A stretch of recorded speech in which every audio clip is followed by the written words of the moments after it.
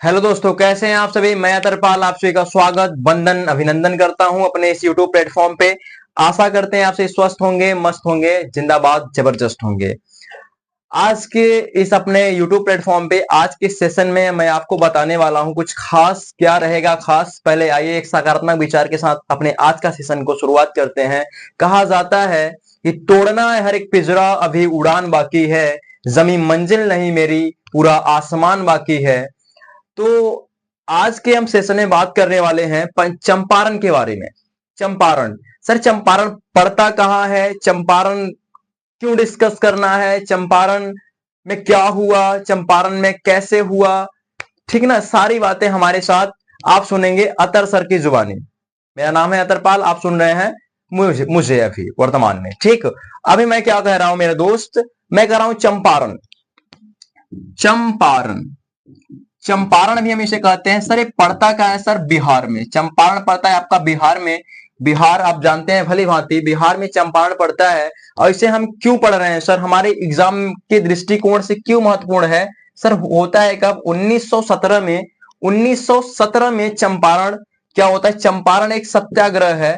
सत्याग्रह, चंपारण सत्याग्रह, जिसे हम जानते हैं महात्मा गांधी ने भारत में सबसे पहले कौन सा सत्याग्रह किया, तो हम जानते हैं चंपारण सत्याग्रह। कहां पर, बिहार में।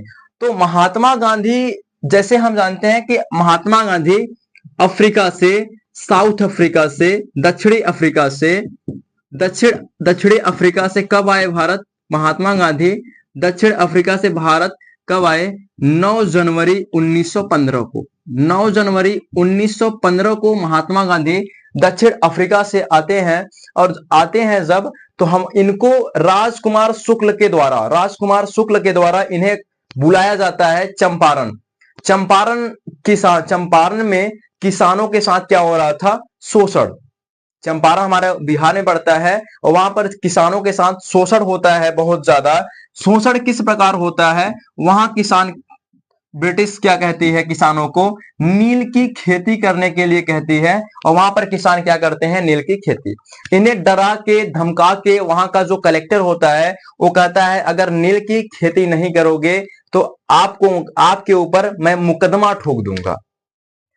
तो किसान बेचारे डर जाते हैं, क्योंकि आप भली भांति जानते हैं गांव के लोग, जो भी गांव के लोग होते हैं वो क्या करते हैं, मुकदमा से बहुत ज्यादा डरते हैं, ठीक ना। तो यहां पर वहां का जो डीएम होता है, वहां का जो कलेक्टर होता है, वो क्या करता है, इन्हें क्या कहता है, भाई साहब अगर आप क्या करते हैं, हमारे खिलाफ जाते हैं, अगर आप क्या करते हैं, नील की खेती नहीं करते हैं, तो हम आपके प्रति क्या करेंगे, मुकदमा ठोक देंगे। जब हम मुकदमा ठोक देंगे तो आप क्या करोगे, आप कोर्ट कचहरी के चक्कर लगाते फिर जाओगे। मैंने कहा कि महात्मा गांधी को किसने बुलाया, महात्मा गांधी को किसने बुलाया, कहां पर, चंपारण में। तो राजकुमार शुक्ल ने महात्मा गांधी को चंपारण में बुलाया। चंपारण पड़ता है कहां है, बिहार में।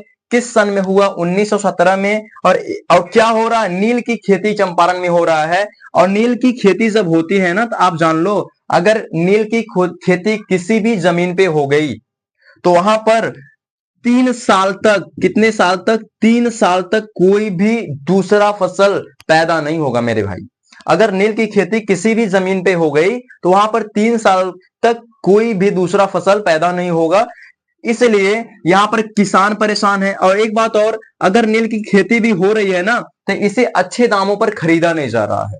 यानी आप देख, सुन पा रहे हैं मुझे, जान पा रहे हैं कि 3 साल तक दूसरा फसल नहीं होगा यहां पर। और नील की खेती अगर हम कर भी रहे हैं तो यहाँ के जो किसान कर भी रहे हैं तो इनको क्या होगा भाई, अच्छी कीमत नहीं मिल पा रही है।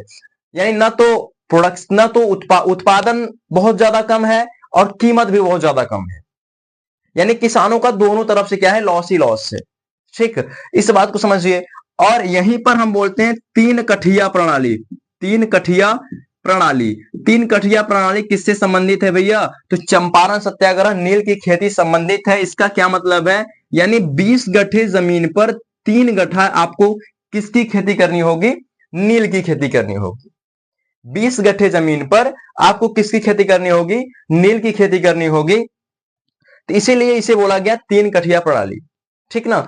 यानी हमने देखा कि चंपारण सत्याग्रह कब होता है, 1917 में होता है। और उसके बाद किसने किया? तो महात्मा गांधी ने। महात्मा गांधी के नेतृत्व में, महात्मा गांधी के नेतृत्व में चंपारण सत्याग्रह होता है। उसके बाद हमने कहा किसने बुलाया महात्मा गांधी को? राजकुमार शुक्ल ने बुलाया। चंपारण पड़ता कहाँ है मेरे दोस्त? बिहार में पड़ता है। चंपारण में किसानों का शोषण हो रहा था, किसको लेकर? नील की खेती को लेकर। नील की खेती अगर किसी जमीन पर 3 साल तक हम कर देते हैं तो कोई दूसरा फसल नहीं उस पे पैदा होता है अच्छे से।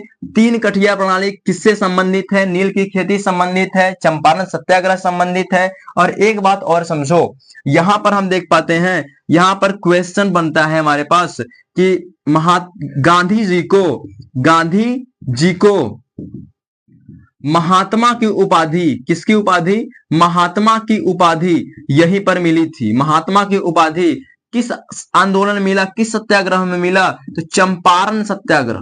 चंपारण सत्याग्रह, महात्मा गांधी को चंपारण सत्याग्रह में महात्मा की उपाधि मिली थी। और किसने दिया था? रविंद्रनाथ टैगोर ने। रविंद्रनाथ टैगोर ने, रविंद्रनाथ टैगोर जिन्हें हम क्या बोलते हैं? गुरुदेव की उपाधि से नवाजा गया है, जो हमारे राष्ट्रगान के रचयिता हैं। ठीक, तो ये सारी बातें हैं चंपारण सत्याग्रह से।